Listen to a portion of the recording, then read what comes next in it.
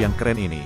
Sebelum mengikuti kelanjutan kisah Dev atau Chen Ping yang semakin seru dan mendebarkan ini, mohon bantuan kalian untuk subscribe, like, komen dan share video-video yang ada di channel ini ya.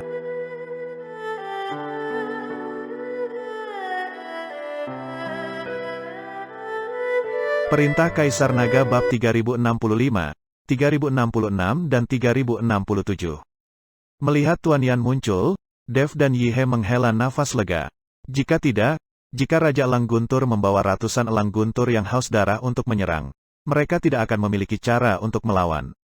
Dan Raja Elang Guntur sedikit terkejut melihat Tuan Yan muncul di luar Kabupaten Jialing. Tuan Yan, Anda tinggal di Kabupaten Jialing, mengapa Anda keluar? Tempat ini bukan milik Kabupaten Jialing Anda, jadi Anda tidak bisa menghentikan saya melakukannya, bukan?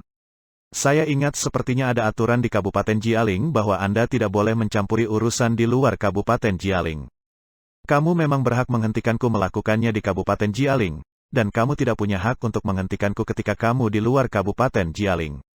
Bukankah itu terlalu arogan? Raja Elang Guntur bertanya pada Tuan Yan dengan wajah dingin.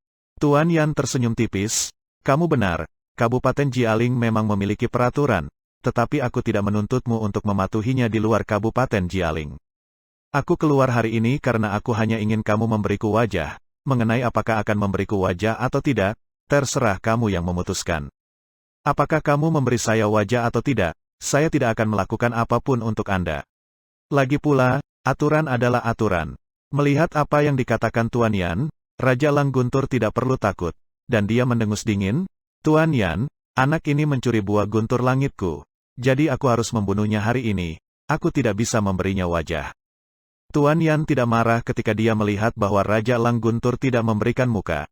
Tetapi dia masih memiliki senyum tipis di wajahnya dan berkata, karena kamu tidak memberikan muka, maka berpura-puralah aku tidak mengatakan apa-apa, tapi aku harap kamu tidak menyesalinya. Setelah Tuan Yan selesai berbicara, dia langsung menyingkir. Seolah dia benar-benar tidak peduli. Namun, kata-kata Tuan Yan membuat Raja Elang Guntur segera waspada. Tuan Yan, apa maksud Anda barusan? Apa maksud Anda jangan menyesalinya? Mungkinkah Anda tidak akan bergerak menghentikanku jika aku melakukannya? Aku tidak akan bergerak. Siapa bilang aku akan bergerak? Tapi aku bisa memberitahumu bahwa Dev ini bukan orang biasa. Jika kamu menyentuhnya, kamu mungkin akan menyesalinya. Tuan Yan berkata sambil tersenyum. Dia itu hanya kultivator kecil kelas 5 di alam komposit. Apanya yang tidak biasa? Hanya mengandalkan Yi He ini, aku tidak takut padanya. Aku akan membunuh mereka semua hari ini. Raja Elang Guntur mendengus dingin, dia sama sekali tidak takut pada Yi He. Saat ini, Dev dan Yi He, mendengarkan kata-kata Tuan Yan, tidak mengerti apa maksudnya. Melihat Tuan Yan hanya berdiri dan menonton, mereka berdua mulai merasa gugup. Namun, Dev tidak bisa memaksa Tuan Yan untuk membantu. Lagi pula, aturan adalah aturan, dan dia tidak bisa melanggar aturan hanya untuk dirinya sendiri. Tuan Dev, kalian harus lari sebentar, aku bisa menghentikan Raja Elang Guntur ini sendiri untuk sementara waktu. Yi He berkata pada Dev. Dev mengangguk, sekarang dia tidak punya pilihan selain mengorbankan Yi He. Dia tidak bisa melihat Liu Ruyan dan Helena mati di depannya. Karena Yi He adalah salah satu gerbang kuil Tianlong, mereka ditakdirkan untuk melindungi Dev secara totalitas. Jangan pernah berpikir untuk melarikan diri. Wajah Raja Elang Guntur dipenuhi dengan kegembiraan, aura tak terbatas berkumpul, dan cetakan telapak tangan yang besar muncul lagi. Ratusan elang guntur yang haus darah ada di segala arah, mencegah Dev dan yang lainnya melarikan diri. Melihat situasi ini, Dev tahu bahwa dia akan melakukan yang terbaik, dan sulit untuk melarikan diri. Ratusan elang guntur yang haus darah ini cukup bagi mereka untuk minum sepanci. Bertarung, aura Dev melonjak, dan kekuatan aslinya terus berkedip-kedip. Gao Qilan mengatupkan kedua telapak tangannya, seberkas es berkumpul di depannya, dan segera membentuk dinding es, berharap untuk menahan serangan Raja Elang Guntur. Helena menjerit, dan seluruh orang berubah menjadi burung phoenix, dengan nyala api yang berkobar di sayapnya, membubung di udara, berencana untuk berurusan dengan elang guntur yang haus darah itu. Setiap orang telah mengerahkan seluruh energinya dan mulai mempersiapkannya. Tetapi pada saat ini, 3 aura menakutkan datang dari belakang semua orang, langsung menuju Raja Elang Guntur. Telapak tangan besar yang dipadatkan oleh Raja Elang Guntur baru saja terbentuk, dan ketika dia merasakan 3 aura yang menakutkan, dia terkejut dan mengayunkan telapak tangan itu tiba-tiba. Duar, terdengar ledakan disertai dengan suara keras, cetakan telapak tangan menghilang seketika, dan Raja Langguntur hanya merasakan tubuhnya bergetar sesaat, lalu terbang terbalik. Tubuh Raja Langguntur menabrak gunung tinggi di kejauhan, langsung menghancurkan seluruh gunung. Wajah Raja Langguntur berubah sangat jelek, dan dia berubah menjadi elang guntur dan terbang kembali. Ketika Raja Langguntur terbang kembali, dia menemukan 3 orang berdiri di depan Dev dan yang lainnya. Terlihat jelas bahwa 3 aura barusan datang dari mereka. "Siapa kalian?" Raja Langguntur memandangi 3 orang di depannya, dan berkata dengan sungguh-sungguh. "Gao Qiqiang dari keluarga Gao. Patriark dari klan pemurnian tubuh kuno. Aku juga dari klan pelatihan tubuh kuno." Mereka bertiga memperkenalkan diri. Ternyata Gao Qiqiang dan Quan Jun tidak pergi. Mereka datang untuk membantu Dev dan yang lainnya. Mereka bertiga adalah pembudidaya hebat yang telah melewati malapetaka, dan Raja Langguntur tidak berani mengabaikan mereka bertiga. Dev dan Yihe memandangi 3 orang yang muncul, dan mereka sangat gembira. Mereka juga mengerti apa yang Tuan Yan katakan tadi. "Keluarga Gao, keluarga pemurnian tubuh kuno." Raja Langguntur tampak bingung. "Aku tidak punya permusuhan dengan kalian. Mengapa kamu tiba-tiba kalian menyerangku?" Raja Langguntur tahu bahwa keluarga Gao dan klan pemurnian tubuh kuno sama-sama berada di ujung utara, dan mereka belum pernah berurusan satu sama lain sebelumnya. Apalagi permusuhan, dia tidak mengerti mengapa ketiga orang ini tiba-tiba menyerangnya. "Kami tidak memiliki keluhan, tapi kami tidak bisa duduk diam ketika Anda menyerang Tuan Dev," kata Gao Qiqiang. "Tuan Dev." Raja Langguntur terkejut sesaat, tetapi dengan cepat mengalihkan perhatiannya ke Dev. "Maksudmu Dev ini?" "Itu benar, jika kamu melakukan sesuatu padanya, itu sama saja melakukannya pada kami bukan?" kata Gao Qiqiang dengan senyum dingin. Ketika Raja Langguntur mendengar ini, wajahnya menjadi hijau. Dia tidak pernah menyangka bahwa Dev, seorang kultivator kelas 5 di alam komposit, akan beruntung mendapat bantuan dari Kaisar Iblis seperti Yihe. Tapi dia bahkan tidak menyangka bahwa keluarga Gao dan keluarga pemurnian tubuh kuno muncul juga. Bagaimana dia bisa melanjutkan permainan ini? Bisakah balas dendam ini akan dibalas juga? Raja Langguntur berkeringat dingin. Melihat Gao Qiqiang dan yang lainnya, kultivator hebat yang telah melewati masa kesusahan, dan Yihe juga seorang kultivator hebat yang telah melewati masa kesusahan. Keempat orang ini bekerja sama. Jika dia melawan mereka pasti dia akan berubah menjadi sampah dalam hitungan detik. Awalnya, dia lebih unggul dan ingin membalas dendam dari Dev. Tapi sekarang, kondisinya berbalik. Dia yang paling berpotensi untuk dirugikan, bahkan yang hancur. "Raja Langguntur, aku baru saja memperingatkanmu, kamu akan menyesalinya. Tetapi kamu tidak percaya, apakah kamu percaya sekarang?" Tuan Yan memandang Raja Langguntur dengan geli dan bertanya.